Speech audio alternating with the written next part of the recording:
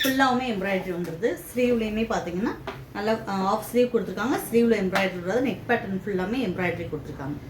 இதில் என்னென்ன சைஸ் அவைலபிளாக இருக்குன்னா 42, 38, 40,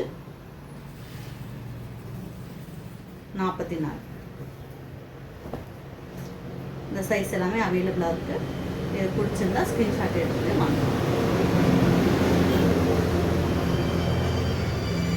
அதுக்கடுத்து நம்ம பார்க்குறது ஒரு ஆர்கான்ஸா மெட்டீரியலில் பார்க்குறோம்.